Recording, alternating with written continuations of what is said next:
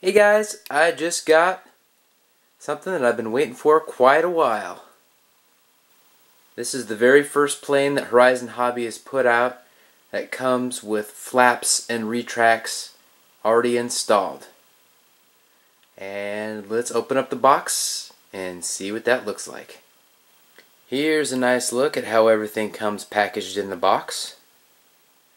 As you can see, it's packaged pretty darn well. Here's a look at the parts and pieces out of the box. As you can see, there really aren't that many parts and pieces. One thing in particular stands out to me that I have to let you guys know.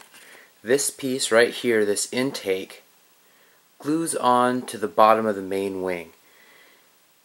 And I prefer to have my Horizon Hobby planes not have to require glue because frankly I think that's what sets them apart. But I'll see how it goes before I draw any official conclusion, but my gut instinct is that I'm not going to like it. But we'll see. So here's another thing I'm not too thrilled about. Here is the flaps, or at least one of the flaps, and it's kind of crinkled up. Now I don't think it'll actually impact the flight performance, but this highlights one of the things that a lot of the folks on the forums, the early reports, have highlighted, and that's that the quality control on this plane, at least the aesthetic portion, is not that great.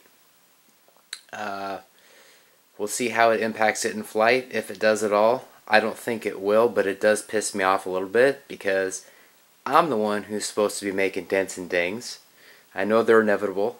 We're flying a little foam plane pretty fast, controlling it without a wire. So, alright, on to the next thing. So now I'm going to go over each part and piece individually. And of course this is the fuselage, as most of you should know. If you don't know this, then you probably shouldn't be buying this plane. One of the things that I noticed right off the bat that concerns me, there are a few things that concern me about this plane. Part of it is that I've never flown a plane that has retracts and flaps before. The other thing is just some of the little attention to detail misses, kind of like that were going on with my Archer. So this, you've got the receiver like so, right? This, you're never supposed to bend or tweak or do anything to these. The way this is inserted in here, it looks like you're supposed to install the wing and bend it up that way. That concerns me. And this is kind of free floating here, so I have to tuck that down and make sure that that fits in there just fine. And then I've got to figure out a way to make this connect with the wires there sitting on the wing down there without them pinching and making it not stretch things, make it come undone. I'm sure I'll figure it out and it will be just fine, but the initial reaction is I'm a little bit nervous. Here's a look at the inside. It's kind of cool that they've got the bind plug extension. You've got the separate bind plug in the accessories pack over there. And just plug that in, and that way, unlike my Corsair, which the receiver was installed under the wing, I had to bind everything in advance before I completed the wing install, and my prop ended up slicing up part of that wing. That was my fault, but if it was a circumstance like this, that would have never happened. And now that we're continuing to look at the fuselage, it's a pretty good looking pilot in there. And you've got some dash components. Pretty good looking little cockpit. And the steerable tail wheel. And next, we're going to look at the main wing. Okay, so up next we've got the main wing. It's got a nice little paint finish. I thought it would have a little more shine and sheen to it, like my Ultra Micro, but you know, that's okay. If it's all too nice and shiny, that may be a problem. I think in the camera it's actually looking shinier than it is. It's more of a matte finish rather than a nice shiny glossy one. And as you can see, it's got ailerons and flaps, which, like I said before, is something new to me. And here is the wiring that connects to the receiver, bottom of the fuse. And again, here's a closer look at the damage done to the flap. Again, it should probably be okay in flight, but I'm still not happy about how that is. It's a brand new plane. Should not be that way. Here's something else that concerns me a little bit too. You notice that the alignment of the wheels, there's more space on this side than that by quite a bit, and vice versa on the upper side. To me, that shouldn't be that way. Again, I've never used the gear, but symmetry is generally important when making things. So we'll see what happens with that. Overall, it seems strong. Seems like there's a carbon spar in here. If you look closely, it seems like it's painted over, so you know, they attempted to do some nice finishing work on this main wing. Okay, so I'm going to start with the accessories pack first. Got our bind plug that fits into that connector. Got our sticky tape that affixes the horizontal stabilizer in place. We'll get to that in a little bit. Here's the rod that the horizontal stabilizer, each piece goes into, and this kind of adds extra stability to it. And of course, here are the screws. The build seems to be very straightforward for the most part. As far as negotiating the wires with the fuse and the main wing, that part, I'll get that worked out. And once that's done, everything else should fall into place and be very, very simple.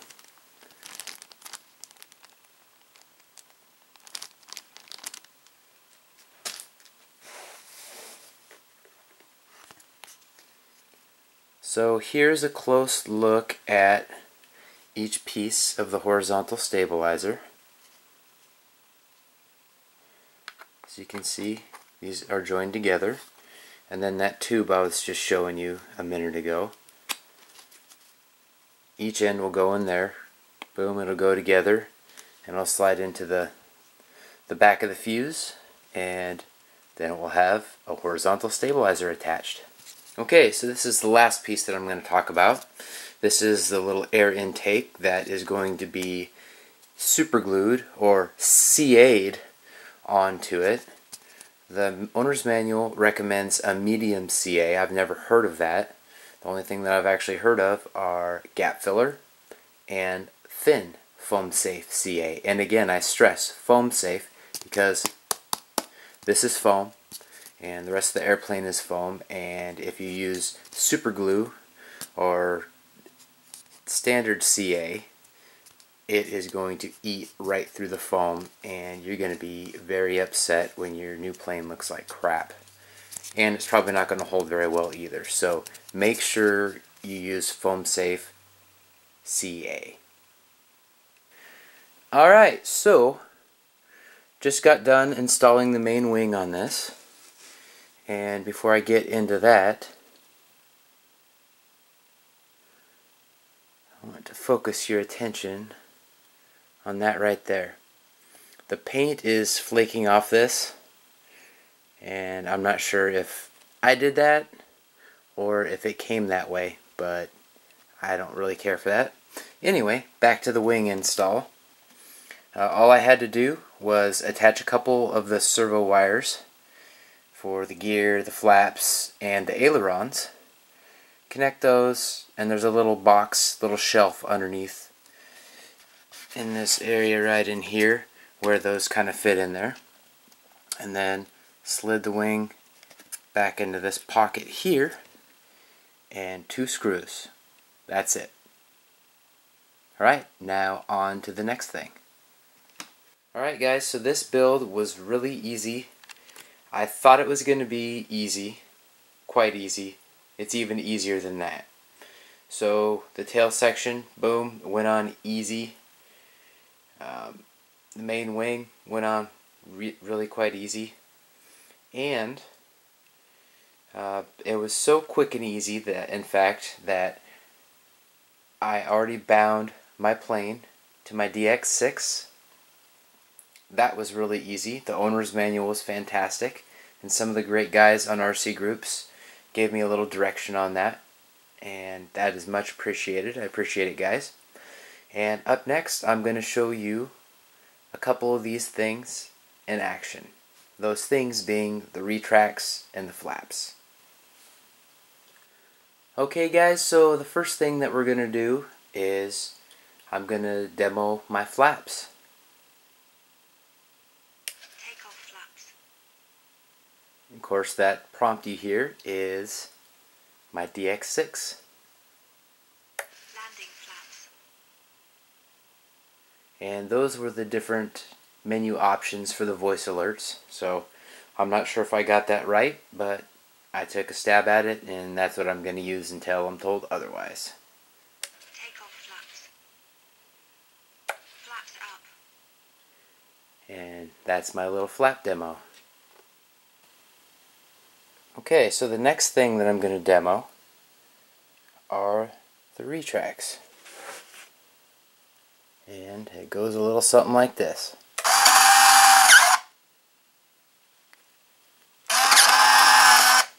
Doesn't seem like that misalignment that I mentioned earlier is going to be an issue.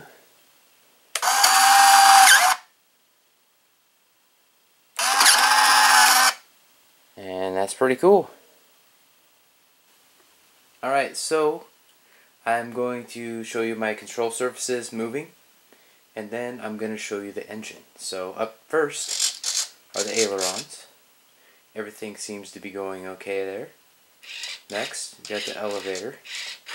Everything's good there. Now we have the rudder. Everything's good there. Lots of throws. Maybe too much throws. We shall see. Alright, so now I'm going to turn on the motor very slowly because I am not there to snag it. Hopefully the comforter there will keep it in its spot. If not, this might get a little fun.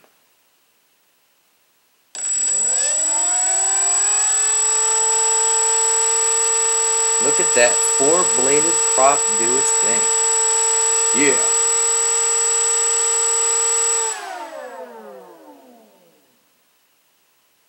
So cool. So what I wanted to show you guys right here is the canopy.